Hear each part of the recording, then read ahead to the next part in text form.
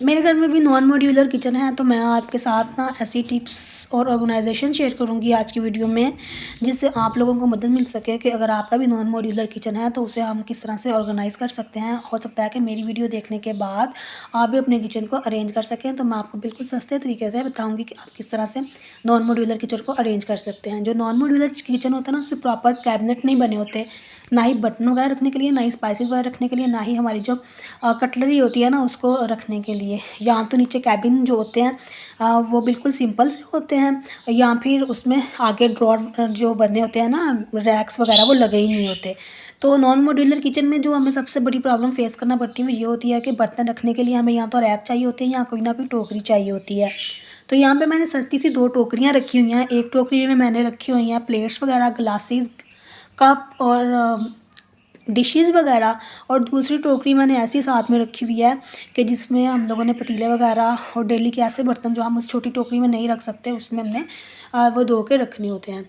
तो 2 टोकरियाँ रखना मजबूरी है, डेफ़िनेटली हर किसी की होती होगी, क्योंकि बड़े पतीले वगैरह धोकर इस छोटी टोकरी में नहीं रखे जा सकते। और वैसे भी मेरी तो ये जगह भी इतनी यहाँ से छोटी है ना कि इसमें सिर्फ़ 2 जो स्टेप वाली टोकरियाँ हैं ना, सिर्फ़ वही पूरी आ सकती हैं। 3 स्टेप्स वाली टोकरी मैं नहीं रख सकती। और आपको ये दोनों नीट एंड क्लीन नज़र आ रही हैं। मेरा अभी इनको चेंज करने का बिल्कुल भी इरादा नहीं है, क्योंकि रमज़ान और ईद में खर्चा वैसे ही डबल होता है, बल्कि डबल से भी ट्रिपल हो जाता है। तो हाँ, आजकल ये वाली टोकरियाँ भी जो हैं वो बहुत ज़्यादा महंगी हुई हुई हैं। तो मैंने सोचा बस इसी से काम चलाया जाए जब तक चल सकता है। नेक्स्ट आ जाता है कि हमारी कटलरी वगैरह जो है ना उसको अरेंज करने के लिए भी कोई ना कोई हमें रैक चाहिए होता है। तो ये वाली जो मैंने टोकरी रखी हुई है ना, इसमें मैं धोती जाती हूँ जैसे ही ना, तो इस टोकरी में मैं ना साथ-साथ चम्मच और फ़ोर्क वगैरह और अपनी कटलरी रखती जाती हूँ। तो इसके नीचे जो बना हुआ है ना अलग से पार्टीशन, उसमें पानी जो है वो ड्रेन होता जाता है, और जब ये ड्राई हो जाती है तो इसमें ऐसी चीज़ें जो मुझे नहीं चाहिए होती हैं, मैं इनको वो वाली कटलरी होती है ना उसको उसकी प्लेस पे रख देती हूँ। जैसे ये चम्मच जो है ना ये न्यू है बिल्कुल, ये मुझे बहुत रेयर ज़रूरत होती है इनकी। और जैसे ही फिर ये धोने के बाद ड्राई हो जाते हैं, मैं इनको इनके स्टैंड में अरेंज करके वापस इनकी जगह पे रख देती हूँ।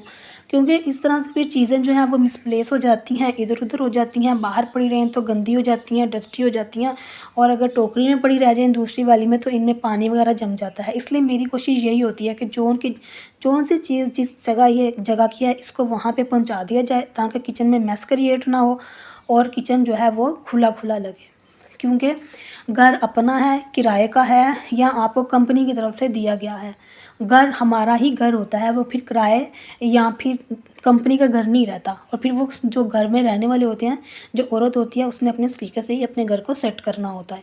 तो जी यहाँ पे आप देख सकते हैं मैंने इस चम्मच वाले स्टैंड को कर दिया इस तरह से अरेंज, और अब मैंने इसको उठाना है और इसकी जगह पे वापस भेज देना है। पहले 2 टिप्स मैंने आपको साथ शेयर की कि आपने अपने बर्तन कैसे अरेंज करने हैं, और दूसरी टिप मैंने आपके साथ शेयर की है कि आपने किस तरह से अपनी कटलरी जो है उसको अरेंज करना है। और आप देख रहे हैं सब कुछ नीट एंड क्लीन है। ये सब नीट एंड क्लीन कैसे होता है कि जब मेरी एक टोकरी के बर्तन गंदे, वो एक टोकरी गंदी हो जाती है, तो मैं उसमें से बर्तन निकाल के दूसरी टोकरी में ट्रांसफ़र करती हूँ, और उसी वक्त उसको धो के अरेंज करके दोबारा से वापस उसके बर्तन उसी जगह पर मैं सेट कर देती हूँ। इस तरह साथ साथ जो किचन की सफाई होती है ना उसको करने से मुझे बार बार डीप क्लीनिंग किचन की नहीं करनी पड़ती। मैं आपको साथ साथ बताती जाती हूँ कि मैं कैसे चीज़ों को साथ साथ डेली बेसिस पे ना धोती रहती हूँ किसी ना किसी चीज़ को, ताकि मुझे किचन की जो डीप क्लीनिंग है ना वो कम से कम करनी पड़े।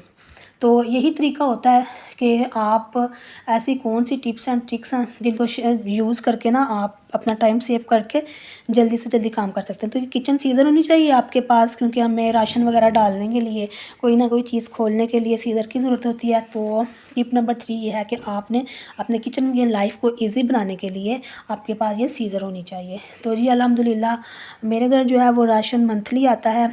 मेरी अल्लाह ताला से दुआ है कि हर वो ऑडियंस जो मुझे देख रही है, मेरी बहन है, मेरी माँ है, मेरी बेटी जैसी हैं, और भी अगर कोई मेरी वीडियो को देख रहा है तो अल्लाह से मेरी ये दुआ है कि उनके घर में भी इतनी बरकत नाज़िल करे, कि उनके कमाने वालों के रिज़्क़ में इतनी बरकत नाज़िल करे कि वो भी मंथली बेसिस पे जो है वो राशन लेके आ सकें। वरना इस महंगाई के दौर में तो इतने ज़्यादा लोग ऐसे हैं जो डेली का राशन डेली लेके आते हैं और वो उन्हें यूज़ करते हैं। तो सबसे बड़ी जो तीसरी हमें प्रॉब्लम फेस करनी पड़ती है नॉन मॉड्यूलर किचन में, कि हम लोगों ने अपना जो मंथली राशन होता है ना उसको किस तरह से अरेंज करना होता है। तो वो भी मैं आपको साथ साथ बताती जाती हूँ। लेकिन उससे पहले मैं आपको आपके साथ शेयर कर देती हूँ कि हम लोगों ने ना अपने जो स्पाइसेस वगैरह हैं तो उनको किस तरह से अरेंज करना होता है। तो ये देखें, इस तरह के जो जो डिब्बे हैं ना, ये छोटे छोटे, कोई हम फ्रूट्स वगैरह यूज़ करें या फिर ये जो डिब्बे हैं ना, नीचे मेरे फादर की शॉप है स्टेशनरी की। जैसे उनके पास स्टेशनरी का कोई डिब्बा खाली हो जाता है ना, मैं उन्हें कहती हूँ आप अपने पास कलेक्ट कर लें और वो मुझे भिजवा दें। फिर मैं उसे वॉश करती हूँ, ड्राई करती हूँ और मेरे जो स्पाइसेस होते हैं मैं उसमें डाल लेती हूँ। और ये जो डिब्बे दो मैंने अभी आपको दिखाए हैं, इसमें मैंने अपने बेटे का फार्मूला मिल्क एक में डाला हुआ है और एक में मैंने सीरिलैक डाला हुआ है।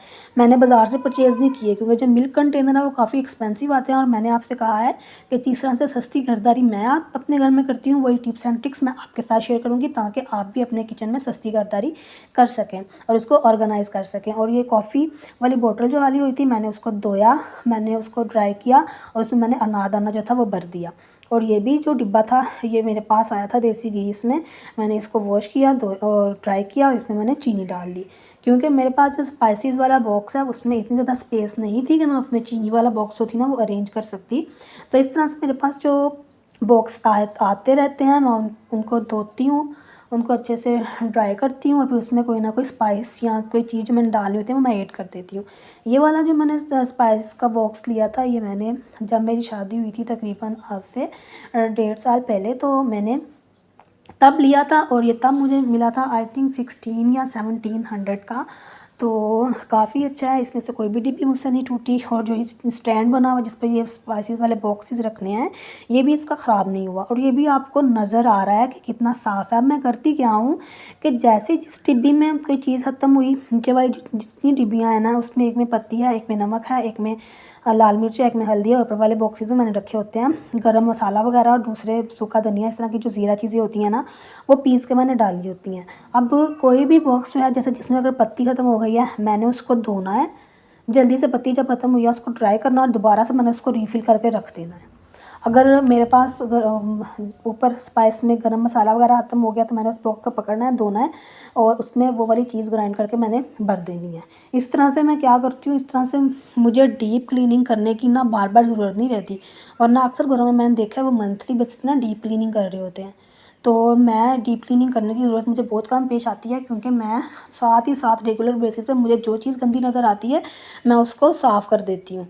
अब नेक्स्ट क्या है, जब राशन में चीज़ें आ जाती हैं ना तो जिसमें डिब्बे में ये ऑयल या घी के पैकेट होते हैं, मैं उनको वेस्ट नहीं करती।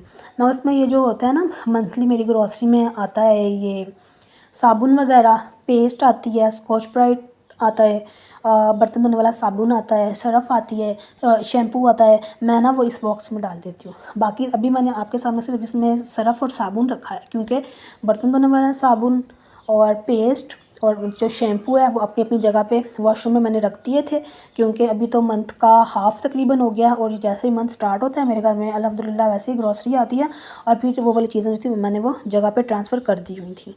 ठीक है जी।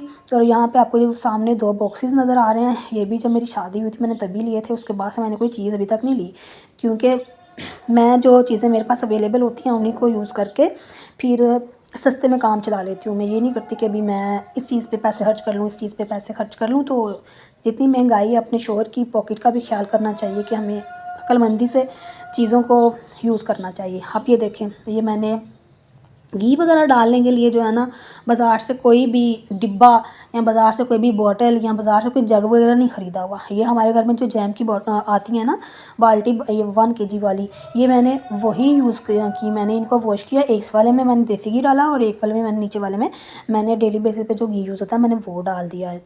तो अब बाकी मसला रह जाता है कि ये जो हमारे पास दालें वगैरह होती हैं, चीनी का पैकेट होता है, नमक, मिर्च, हल्दी, सारे शॉपर वगैरह में जो चीज़ें होती हैं हमने इसको कैसे अरेंज करना होता है वो मैं आपको बताती हूँ नेक्स्ट चल के मैं उनको किस तरह से अरेंज करती हूँ। लेकिन सबसे पहले जो बॉक्स जो शॉपर हमारे पास खुल जाते हैं दालों वाले, कि जैसे मैंने ये मूंग मसूर की दाल मैंने बनाई तो शॉपर खुल गया, तो मैंने उसको ना क्या करती हूँ, मैं ना इसको माचिस की जो तीली होती है ना चूल्हा, जो होता है उसको ऑन करके ना आग से सेक के हाथ से थोड़ा सा ना बंद कर देती हूँ। भी मैं आपको करके भी दिखाती हूँ। इस तरह से ये होता है चीज़ें गिरने का खतरा नहीं रहता। जिस भी चीज़ में आप रखें, रैक में रख रहे हैं आप अरेंज करके, या बाल्टी में रख रहे हैं, टोकरी में रख रहे हैं, जिस भी चीज़ में आप रख रहे हैं ना वो चीज़ फिर नीचे गिरती नहीं है। चलो जी, मैं आपको ना करके भी दिखा देती हूँ कि किस तरह से आपने ना इन चीज़ों को गिरने से बचाना है। सबसे पहले क्या करना है, आपने ना इस चूल्हे को ऑन कर लेना। और पता नहीं मेरे ना स्टोव को क्या मसला होता जा रहा है, इसका ना ऑटोमेटिक जो है वो शायद ख़राब हो गया है, या फिर मेरे बार बार इसको धोने की वजह से इसमें पानी चला गया है कि इसका ऑटोमेटिक चलता ही नहीं है। तो चलें जी, हम इसको अब जल्दी से ऑन कर लेते हैं माचिस के साथ ही, ताकि मज़ीद टाइम वेस्ट ना हो। वीडियो ऑलरेडी बहुत ज़्यादा लंबी हो गई है और फिर इस तरह से ऑडियंस जो है ना वो फेड अप होना शुरू हो जाती है। अब हमने क्या करना है कि बहुत ही एहतियात के साथ कि जो शोला है आपका वो आपके हाथ को टच ना करे, आपने थोड़ी सी आग इसके साथ सेक लेनी है शॉपर के साथ, और फिर ना इसको बंद कर देना है। और फिर आपने ना दाल को नीचे ऊपर करके देखना है कि ये ठीक से बंद हुआ है या नहीं हुआ है। जैसे अभी मैंने देखा है कि ये ठीक से बंद नहीं हुआ, तो फिर मैंने इसको दोबारा से जहाँ से बंद नहीं ना हुआ वहाँ से सेकना है और हाथ से इसको चिपका देना है। अब आपने इसको इतना ज़्यादा भी नहीं चिपका लेना और सेक लेना कि जब आप इसको हाथ से बंद करें तो आपका हाथ ही जल जाए, आपकी उंगलियाँ जल जाएँ, फिर आप किचन में कुछ करने के काबिल ही ना रहें। ठीक है, क्योंकि करना आप नहीं है, हांडी रोटी आप नहीं करनी है तो बाकी लोगों ने खानी है, इसलिए जो भी करना है आपने एहतियात के साथ करना है। और इस तरह 1 बाय 1 मैंने जो सारी चीज़ें हैं ना उनको कर लिया।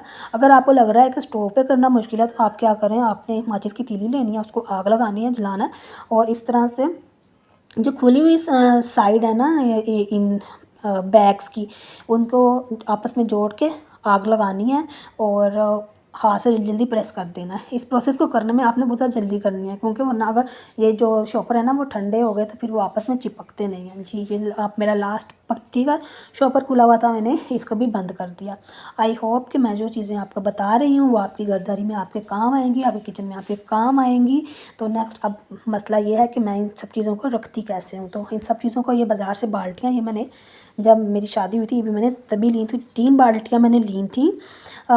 एक में मैंने ये राशन रखा होता है, एक में मैंने चावल डाले होते हैं, और एक में मैंने जो है वो डाला होती है आटा डाला होता है। क्योंकि मेरे घर में अल्हम्दुलिल्लाह जो है ना चावल और गंदम जो है वो साल का इकट्ठा आ जाता है। और फिर मैंने पिसवा के 20-20 किलो ये सारी जो बाल्टियाँ ना ये 20-20 केजी के यानी 20-20 किलो की मैंने ली थी। और ये एक बाल्टी मुझे तब मिली थी 900 की। अब मुझे नहीं पता कितने की मिलती हैं। तो जब हमने राशन रखना शुरू करना तो हमने क्या करना है कि सबसे पहले जो मोटी पैकिंग वाला शॉपर होगा ना हमने उसको नीचे रखना है, और पतली पैकिंग वाला शॉपर हमने नीचे नहीं रखना। क्योंकि अगर हम पतली पैकिंग वाला शॉपर नीचे रखेंगे तो जब हम उसको निकालने लगेंगे ना तो वो फट जाता है और मैस क्रिएट हो जाता है। इसलिए जब मोटी पैकिंग वाले को नीचे रखेंगे और जितनी भी फिर उससे कम मोटी होंगी ना वो हम ऊपर रखते जाएंगे।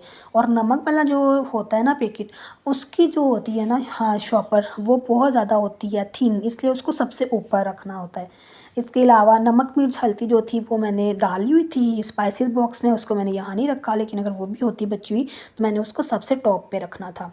तो ये भी देखें, एक में बेसन है, एक में मेरी शुगर होती है बॉक्स में। ये जो बड़े वाला बॉक्स है ना इसमें शुगर होती है 5 केजी वाला बॉक्स है। और एक पैकेट जो मैंने रखा उसमें बाल्टी में, और दूसरा मैंने इसमें डाला हुआ था। अब जैसे ये चीनी ख़त्म हो जाएगी ना, मैंने इस डिब्बे को भी धो देना है, ड्राई करना, और फिर मैंने चीनी डालनी है।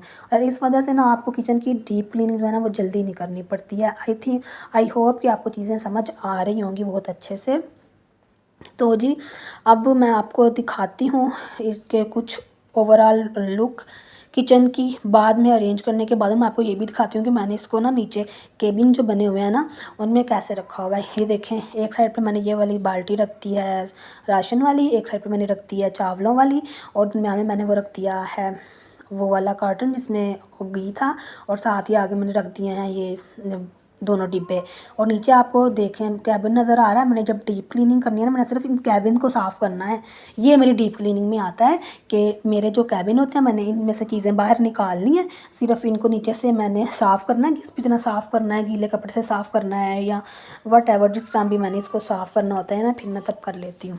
ये देखें, ये नीचे भी इस तरह से मेरे ना ये कैबिन बने हुए हैं, और ऊपर मेरे कैबिन बने हुए हैं। ऊपर वाली डीप क्लीनिंग करने की इतनी ज़रूरत नहीं रहती, क्योंकि ऊपर वाले जितने भी ये मेरे बॉक्स खाने बने हुए हैं ना इनमें मैंने बर्तन रखे हुए हैं, और नीचे वाले जो है ना वो जो मोस्टली मैं साफ़ कर लेती हूँ। तो जी ये देखें, इस तरह से इस साइड पे मैंने ये सारे घी वाले डिब्बे रखे हुए हैं। ओवन एक साइड पे उसके ऊपर मैंने शीट डाली है ओवन की, क्योंकि उसके ऊपर मैंने हॉट पॉट रखना होता है, तो उसकी सरफेस जो है ना वो ख़राब हो रही थी। तो देखें, आपको मेरी जो काउंटर टॉप है वो भी नीट एंड क्लीन नज़र आएगी, आपको मेरा चूल्हा साफ़ नज़र आएगा। और ये स्पाइसी एक तरफ सारे जो स्पाइसेस बॉक्स वगैरह हैं वो रखे हुए हैं, और एक कोने में मैंने इस तरह से अपने बाकी जो बर्तन वगैरह हैं उनको अरेंज किया हुआ है। तो हम अपनी सलाहियतों को यूज़ करके अपना जो नॉन मॉड्यूलर किचन है उसको भी नीट एंड क्लीन रख सकते हैं।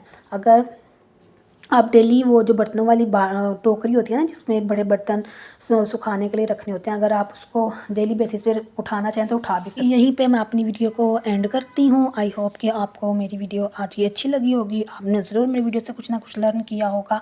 मिलते हैं नेक्स्ट वीडियो में, तब तक के लिए अपना ख्याल रखिए।